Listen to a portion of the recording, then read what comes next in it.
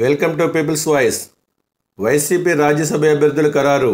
ముగ్గురు అభ్యర్థులను ప్రకటించిన సీఎం జగన్. రెడ్డి సామాజిక వర్గానికి 2 స్థానాలు, ఎస్సీ సామాజిక వర్గానికి మరో స్థానం. మనమంతా ఓ ఫ్యామిలీ.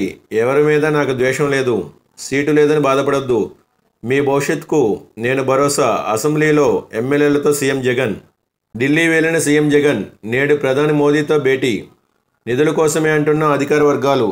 తాజా రాజకీయాలపైన చర్చించే అవకాశం. ఐఆర్ఆర్ కేసులో సిఐడి ఛార్జిషీట్. A1గా చంద్రబాబు, A2గా నారాయణ. నిందితుల జాబితాలో నారా లోకేష్, లింగమనేని రాజశేఖర్, లింగమనేని రమేష్.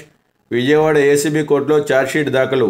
లోక్సభలో ఎన్డీఏ శ్వేతపత్రం ప్రవేశపెట్టిన ఆర్థిక మంత్రి నిర్మలా సీతారామన్.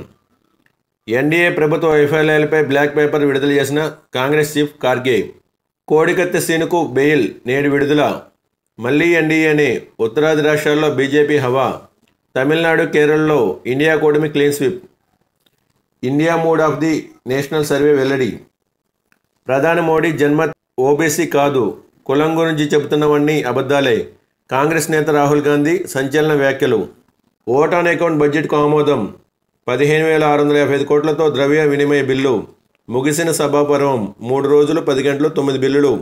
అప్పులపై ప్రతిపక్షాలవన్నీ అబద్ధాలే. ఇవిగో లెక్కలు. మేము తెచ్చినవి నేరుగా అకౌంట్లో వేశాం. అసెంబ్లీలో ఆర్థిక మంత్రి బుగ్గన. చట్ట ప్రకారమే జనసేనకు గాజ్ గ్లాస్. హైకోర్టులో కేంద్ర ఎన్నికల సంఘం. సీమలో కమలం హడావిడి. పోటీ చేసే సీట్ల ఎంపికపై పార్టీ వర్గాల్లో సందడి. 2 ఎంపీలు, 4 ఎమ్మెల్యే స్థానాలపై దృష్టి.